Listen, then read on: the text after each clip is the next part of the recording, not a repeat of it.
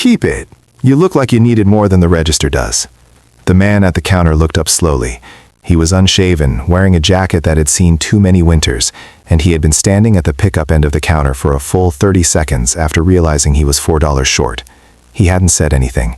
He just stood there with his hand in his empty pocket and his eyes somewhere on the floor, doing the quiet arithmetic of a person deciding whether to be embarrassed or simply leave.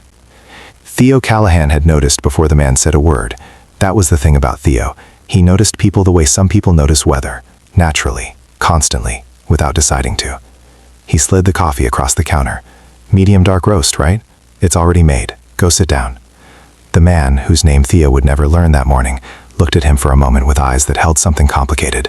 Then he took the cup with both hands and found a chair by the window and sat there for 45 minutes, not on his phone, not reading, just existing in the warmth of the room. Theo watched him between orders and felt nothing except the quiet satisfaction of having done something obvious. Theo Callahan was 26 years old. He had been a barista at Grounds and Grace on Mercer Street for 2 years, and before that at 2 other coffee shops, and before that a college dropout with a philosophy minor, and the dawning understanding that he was better with people than with lecture halls. He was not unhappy with his life.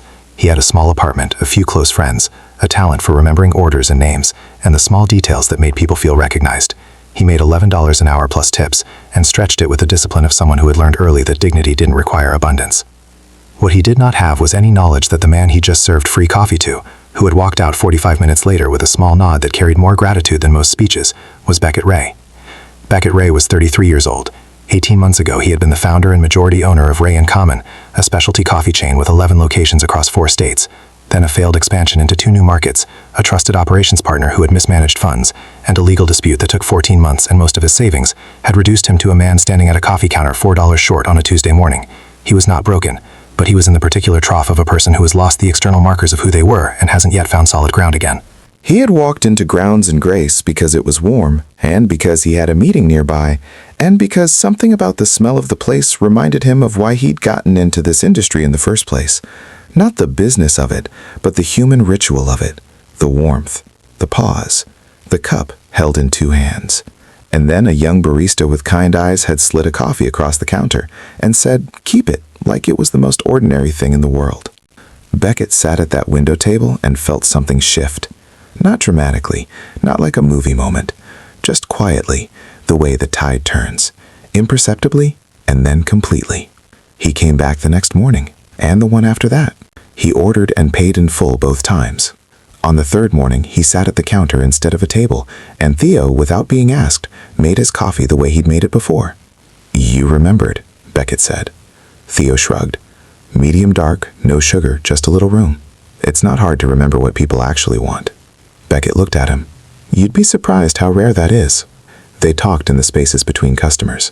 Beckett didn't volunteer who he was or what he'd built or what he'd lost.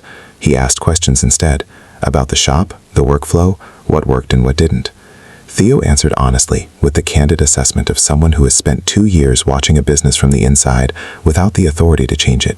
The machines were aging. The morning rotation was understaffed by 1 person. The corner window needed a small table removed to improve flow.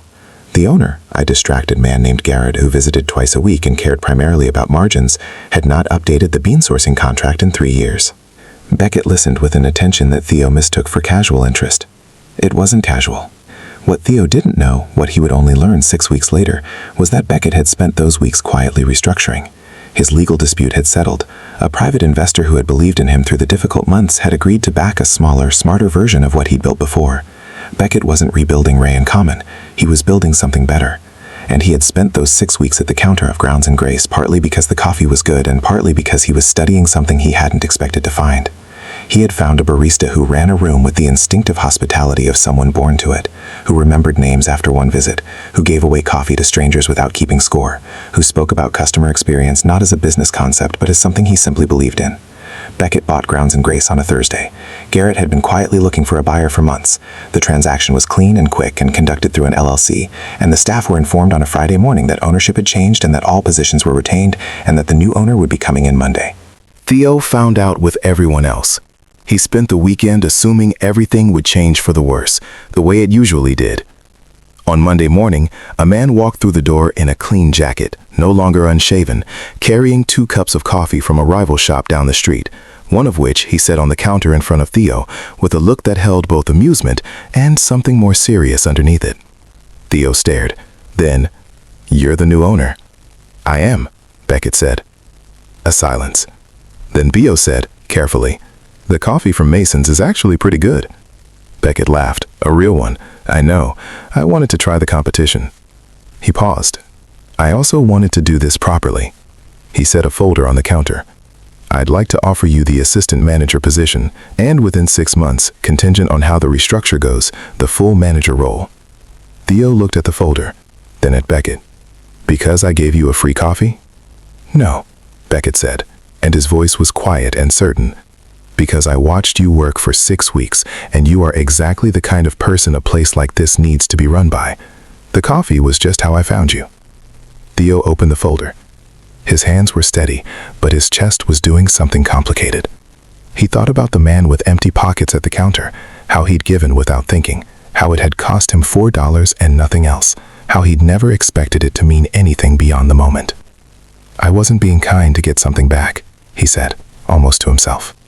"I know," Beckett said. "That's the whole point. Kindness given freely, without audience or expectation, doesn't disappear. It lands somewhere real. In a man sitting by a window remembering who he was. In a room that stays warm because one person decided it should. In a folder slid across a counter that changes the entire direction of a life. Give without keeping score. The world keeps better accounts than we do." If this story touched your heart, please like, share, subscribe, and comment. Let's spread more stories of kindness and hope together.